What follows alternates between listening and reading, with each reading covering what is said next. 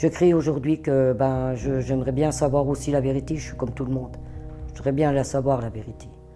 Moi maintenant, bon, c'est sûr, j'ai vieilli, mais j'ai mes enfants, j'aurai des petits-enfants et pour eux, je voudrais la sérénité pour eux, quoi, qui vivent pas ce que moi j'ai l'enfer que j'ai vécu, quoi.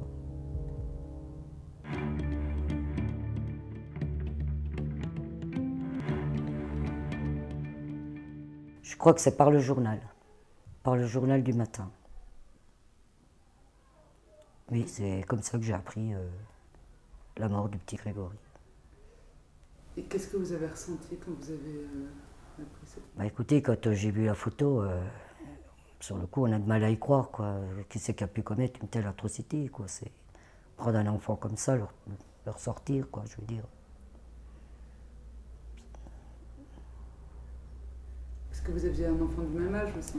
Oui, Quelques jours après, vous avez été placé en garde à vue. oui. Euh, C'était Enfin, pas placé en garde à vue. Ça a été après bien plus loin. Au départ, ils nous avaient pris comme soi-disant des témoins. Enfin, témoins de quoi, je sais pas, mais enfin, c'était pas encore vraiment une garde à vue, quoi, au final. Et c'est à partir de là que, de toute façon, après, que tout s'est enchaîné, quoi. Pour qui, pourquoi, je ne sais pas. De toute façon, déjà la gendarmerie nous a fait passer pour des coupables probables, à mon avis, parce que quand je suis sorti, donc, soi-disant, de la gendarmerie en disant qu'on était témoin de je ne sais pas quoi, ils nous ont fait sortir pire que si on était coupable, quoi. Je veux dire, en faisant nous mettre la veste sur la tête, quoi. Et après, je pense que c'est là que tout s'est enchaîné. C'est eux qui vous ont dit de mettre la veste sur la tête. Oui, tout à fait. Gendarmerie de Bruyères, oui. Mais qui vous a dit ça? Racontez-moi un peu. Bah, des gendarmes, mais à l'époque, les noms, maintenant, c'est sûr que je ne les ai pas tous retenus, quoi, je veux dire, mais quand on a eu. Comment je peux vous expliquer?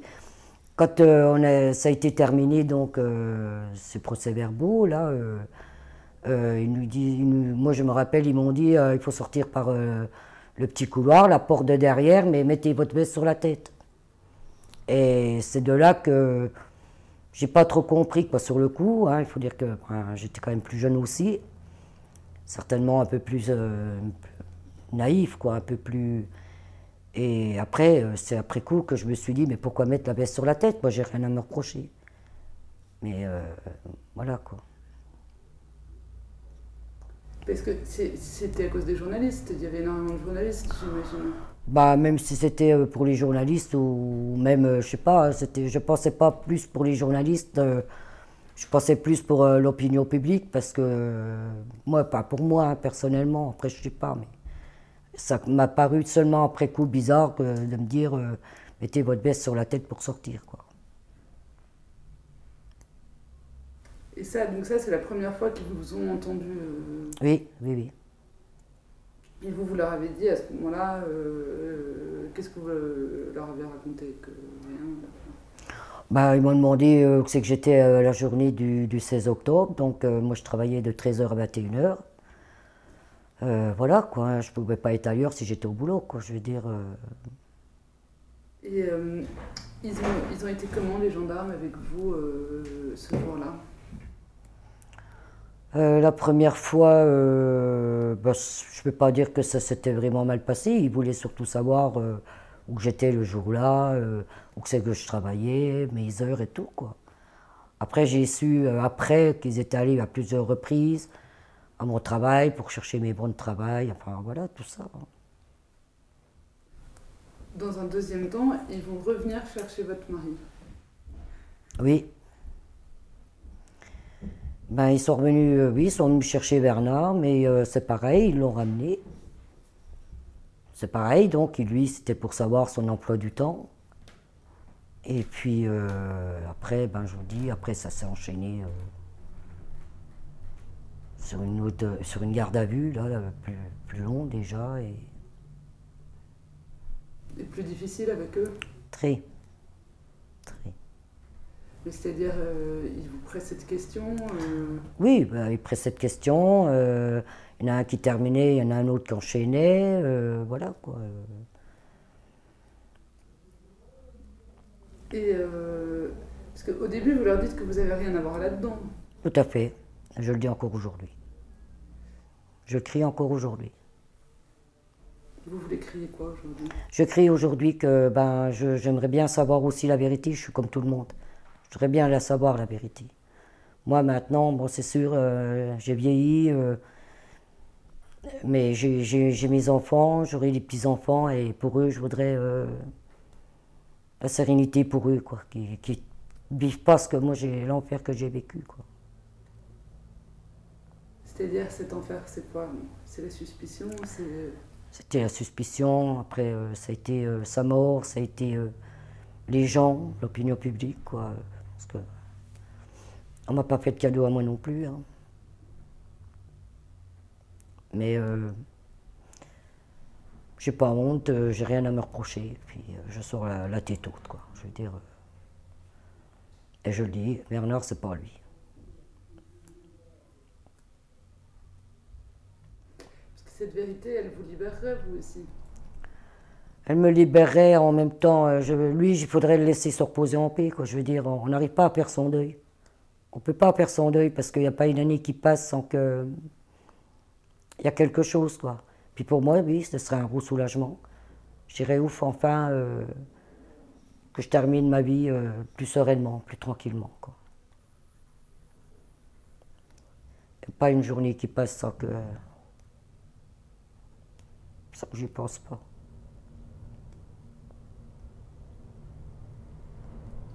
Il y a cette espèce de bascule au début où ils vont placer votre mari Bernard en garde à vue à cause des expertises graphologiques, c'est ça? Oui. Qu'est-ce qu'elles disent, ces expertises graphologiques? Ben, il disait qu'apparemment, il y avait une forte suspicion avec l'écriture de Bernard, quoi. Et après, on s'est rendu compte, enfin, par mes avocats surtout, qu'au final, c'était pas lui. Et pour moi, ça a été monté de pièce en pièce, cette affaire. Ça a été un acharnement total sur lui, quoi. C'était, je sais pas comment vous expliquer, tout ce qui était favorable pour Bernard, ça n'a jamais été mis passé sur les ondes, aussi bien que dans les journaux ou quoi que ce soit, quoi. Je veux dire. Mais par contre, si on pouvait lui mettre quelque chose, du sucre sur le dos, ben, on le faisait, quoi. Et pourquoi, à votre avis, est-ce que c'est Bernard qui est montré du doigt? Ben, je ne sais pas, franchement, je ne sais pas, parce qu'après, ça s'est un peu enchaîné aussi sur le témoignage de ma sœur. Ça a été beaucoup ça, hein, aussi, hein, faut dire, il faut reconnaître les choses. Mais bon, ben, c'est sûr que il y a 28 ans en arrière, comment vous dire, moi j'étais plus jeune, bon, certainement plus réfléchi. Muriel, à l'époque, avec 14 ans, moi je vois quand j'étais en garde à vue, 72 heures à Épinal, c'est très dur, alors que j'avais quand même le double de son âge, quoi.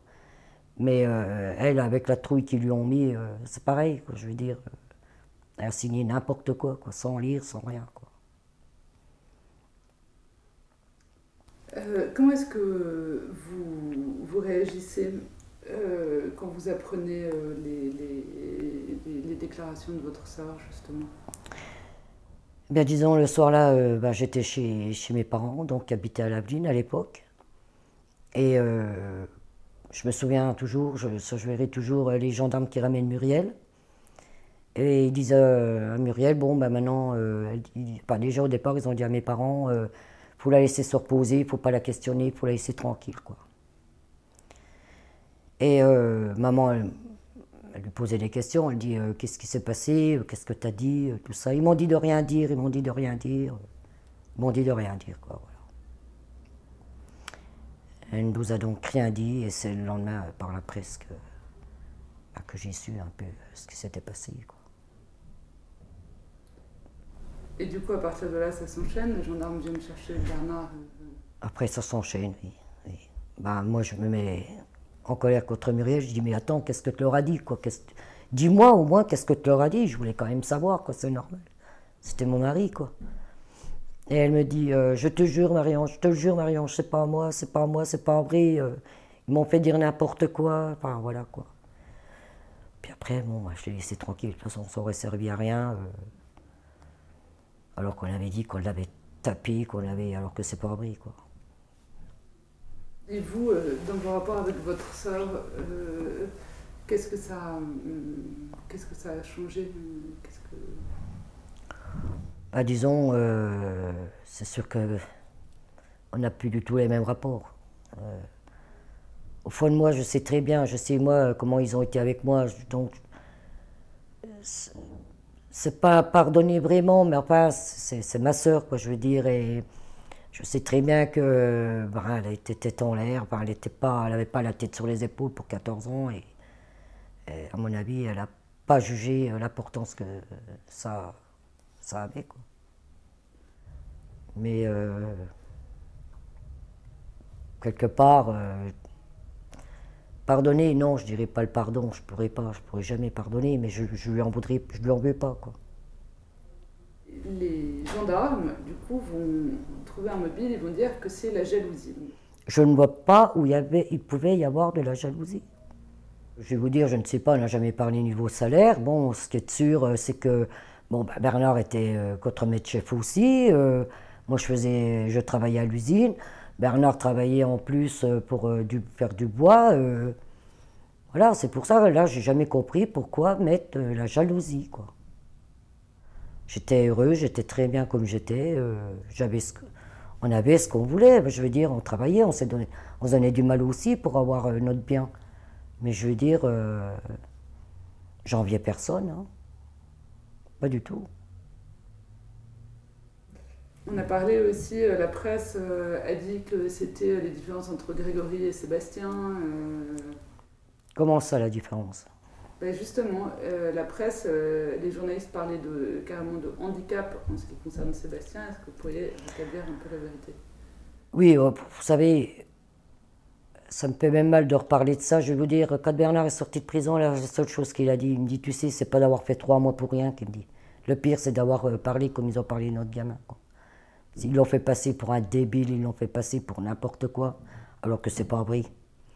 Bon, il y a eu malencontreusement, Sébastien, j'ai eu un mauvais accouchement. Bon, voilà, j'ai pas donné tous les détails, mais bon, et il s'est avéré que Sébastien a eu un kyste à la tempe droite qu'il a fallu faire opérer à Nancy. Bon, après, ils ont posé une valve parce que tout simplement, le liquide rachidien ne renforçait pas la colonne vertébrale et ça stationnait là, quoi, à la tempe. Mais c'est pas pour ça qu'il était débile comme ils sont traités, quoi. Pas du tout. Après, je ne dis pas, il avait eu un retard, c'est forcé. Au niveau de son équilibre, quoi, je veux dire, il n'a pas marché tout de suite comme un enfant, par exemple comme ses sœurs ou son frère a marché, quoi, je veux dire, pour 1 an. Mais c'est pas pour ça qu'il était débile, hein. Il sait lire, il sait écrire, il sait compter comme tout le monde, hein. C'était des mensonges, mon fils n'est pas débile du tout. Il aurait été débile, je ne sais pas, il serait peut-être dans une maison spécialisée, mais c'était vraiment de la méchanceté de dire des choses comme ça. C'est sûr, c'est malheureux pour le petit Grégory, ça c'est sûr. Un gamin ne mérite pas ça. Mais c'est pas pour ça qu'il fallait dire des choses comme ça sur le mien. Alors ça je ne pardonnerai jamais le mal qu'ils m'ont fait. Jamais. Non. Que ce soit journaliste, que ce soit gendarmerie, jamais. Ça m'a fait mal, hein, puis ça me fait toujours mal de toute façon. Vous savez, avec une affaire qui a pris tant d'ampleur, on ne peut pas vivre sans. De toute façon, c'est pas possible, on ne sort pas sans dégâts, hein. Ça, c'est pas possible. Moi, c'est tous les jours, il y a une pensée. Tous les jours, il y a une pensée. Et je pense des choses qui auraient pu être évitées, que je ne sais pas. Moi, dans ma tête, combien de fois, même avec mes sœurs ou n'importe, on essaye de chercher quel mobile il aurait pu avoir pour prendre un enfant, pour faire ça, quoi. Comme on dit, on aurait le mobile, on aurait peut-être l'assassin. Mais on n'a pas de mobile. Vous racontez dans votre livre, ça m'a frappé, Par exemple, quand vous cherchez du travail, que les gens enfin, les conséquences que ça a eu dans la perception pour les gens qui ne vous connaissent pas de vous. Ah oui, ça a été, c'est pareil, ça a été très très difficile à retrouver du travail. Des fois, j'avais rendez-vous pour un entretien. J'arrive à l'entretien, la personne, après coup, quoi, je pense, quand ils m'ont reconnu, on est à la porte, ils disaient attendez, je reviens, et ils partaient à côté, puis après, disant que la place était prise. Enfin, ça a été. Même moi, hein, on m'a gâché, on m'a pourri ma vie, hein, de toute façon. Mais comment vous dire, je vois, il y a beaucoup de personnes avant qui me tournaient la tête, qui ne me parlaient pas, enfin, que maintenant viennent me dire bonjour, viennent discuter avec moi. Et de plus en plus, hein, énormément, le climat a vraiment changé, quoi. Vraiment changé. Et bah, c'est tout en mieux, hein, je veux dire. Mais ça va beaucoup mieux, quoi. Alors, moi, de ce côté-là, je vais mieux aussi. Puis je pense par la ténacité aussi, parce que j'ai toujours tenu à me battre pour son innocence, quoi. Je veux dire, il y a des gens qui disent, oui, vous êtes courageuse avec tout ce que vous avez traversé, voilà, quoi. Je veux dire, j'avais quand même la ténacité de me battre pour lui, quoi. Puis encore aujourd'hui. C'est-à-dire de vous battre pour défendre sa mémoire. Défendre sa mémoire, oui. Surtout, et puis, si on peut savoir la vérité. Le juge Lambert, vous l'avez rencontré, vous? Oui. Est-ce que vous pourriez me raconter, j'aimerais que vous me disiez quel effet il vous a fait, ce juge Lambert? Ben, disons, moi je l'ai vu, je l'ai rencontré qu'après que Bernard était décédé. Donc, moi j'ai jamais été convoqué au juge Lambert avant, donc je ne pouvais pas juger comment il parlait avec les personnes en face de lui et tout ça, quoi. Moi je l'ai rencontré qu'une fois, puis ça a été assez bref, quoi. Le juge Lambert m'a simplement dit je voulais simplement vous dire, Madame Laroche, que l'assassinat de votre mari restera au travers de ma gorge. Voilà, c'est tout. Comment est-ce que vous apprenez que votre mari est inculpé, qu'il va partir en prison? À ce jour-là, j'étais chez mes parents à la Bine. Et je me souviens, il y a une voiture de gendarme avec 2 gendarmes qui arrivaient, qui étaient venus me chercher. On dit qu'il fallait qu'ils m'emmènent à la gendarmerie de Bruyères. Donc je suis arrivé à la gendarmerie de Bruyères, ils m'ont mis dans un bureau, tout simplement. Personne en face de moi, avec une machine à écrire. Et puis à côté, sur ma gauche, il y avait une porte qui était restée grande ouverte. Il y avait un petit couloir et une pièce à côté, et tous les gendarmes qui étaient à Bruyères, donc étaient là dans la pièce là. Et ils avaient mis le poste assez fort, quoi. Pour que j'entende clairement son arrestation, quoi. J'étais pas là. Comment vous avez réagi? Je me souviens que la machine à écrire, elle a parti en éclats, quoi. J'ai dit, vous êtes fous, c'est pas lui, quoi. Et après, ils m'ont ramené chez mes parents. Mais c'était juste pour voir votre réaction? Peut-être, je sais pas. Ils m'ont posé aucune question ce jour-là. Je vous dis, j'étais assise dans un bureau, face à personne, une machine à écrire, et la radio assez fort, quoi. C'est tout. C'est tout.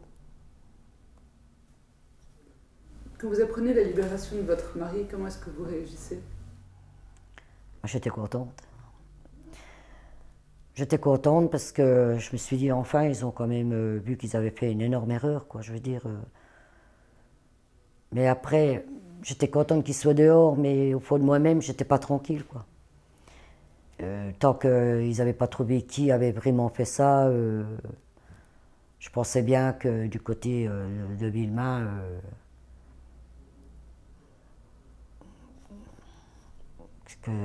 voilà, je ne vivais pas tranquille, quoi, disons. En février-mars 85, est-ce que vous saviez que Jean-Marie Villemain avait en projet de tuer votre mari? Oui, parce qu'on m'avait téléphoné. On m'avait téléphoné pour me prévenir que Villemain surveillait près du château d'eau, donc près de notre maison, et qu'il y avait une couverture sur le siège arrière et qui laissait supposer que c'était un fusil, quoi. Et la personne là l'avait vu à plusieurs reprises. Donc j'avais téléphoné donc à la gendarmerie, forcément c'était Bruyères. La première fois, le gendarme m'a raccroché au nez. Donc j'ai recommencé le numéro et j'ai vu quelqu'un. J'ai expliqué ce qui se passait. Je lui ai dit la personne qui venait, ça faisait à plusieurs reprises qu'il me prévenait que Jean-Marie Villemain guettait notre maison, qu'apparemment il y avait une couverture sur le siège arrière qui laisserait penser que c'était un fusil en dessous. Le gendarme m'a répondu on ne peut rien faire. Je lui ai dit ah bon, vous ne pouvez rien faire.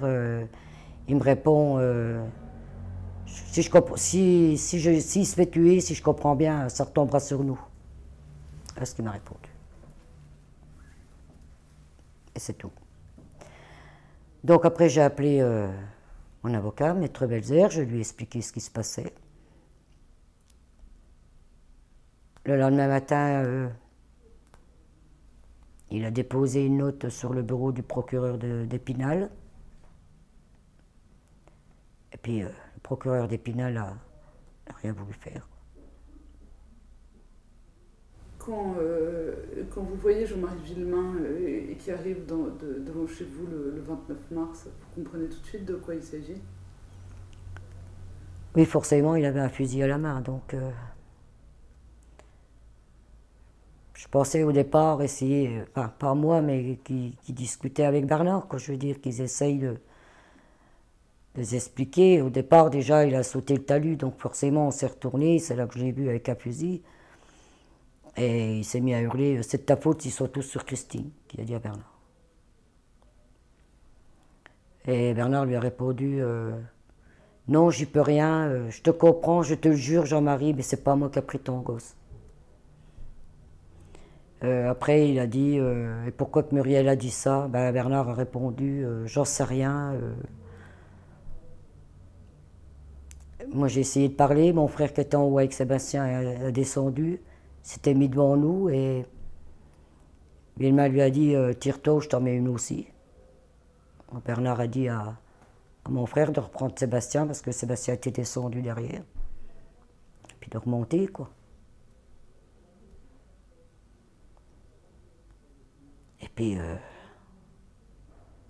j'ai même pas entendu le coup de fusil. J'ai juste vu Bernard mettre ses mains à la poitrine, tomber à l'arrière. Voilà.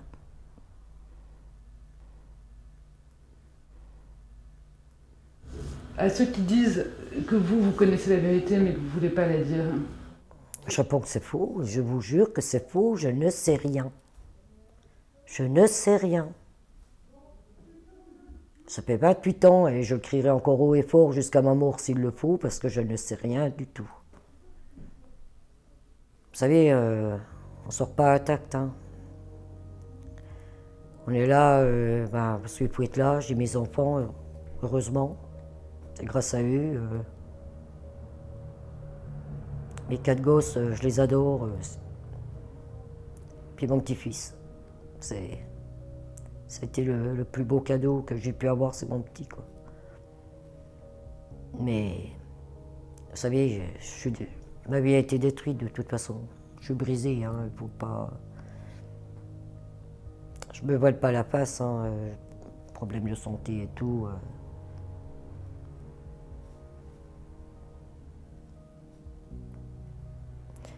J'espère qu'une chose, c'est que celui ou ceux qui a fait ça, qu'ils le payent un jour.